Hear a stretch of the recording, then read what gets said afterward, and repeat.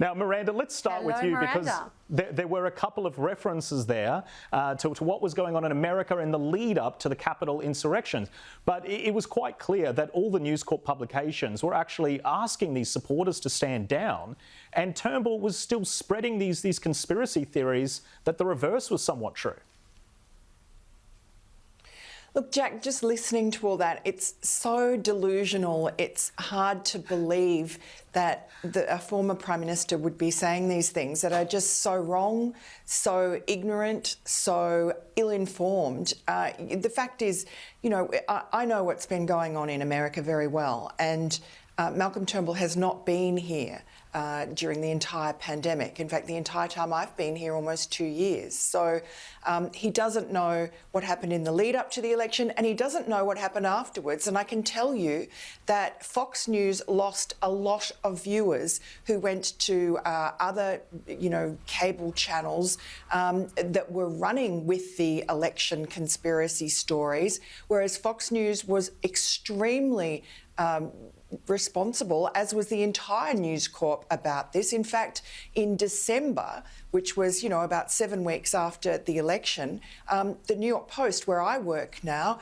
had a front page saying to Donald Trump, "Stop the insanity." So the idea that News Corp encouraged or had anything to do with the Capitol riots is ridiculous and a lie.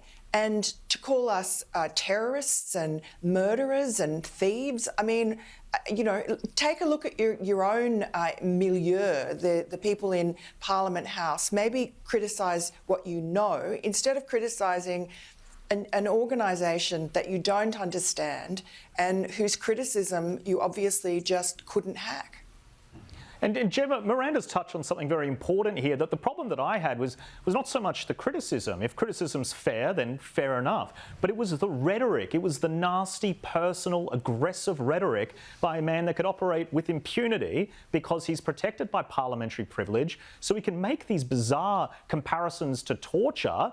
It's not fitting of someone that holds the title of former Prime Minister, is it?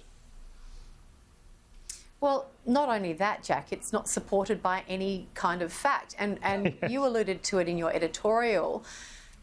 The coverage of Mr Turnbull's comments to this inquiry, for the most part, lacked any kind of analysis, any testing. It was really a regurgitation rather than what kind of basis does one make such an extraordinary claim when you're talking about police brutality and likening it to, a decision by a minister who was clearly under pressure to reverse a decision that was clearly unpopular.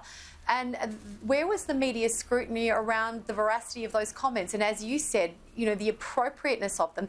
This parliamentary inquiry is a waste of taxpayers' money. It is a sham. It is a flight of fancy. And as a taxpayer and a voter, I look at it and think, when are they going to get back to working for you and I? When are they going to get back to the business of running the country? And when is sections of the media, as you alluded to, going to start scrutinising it through the appropriate filter?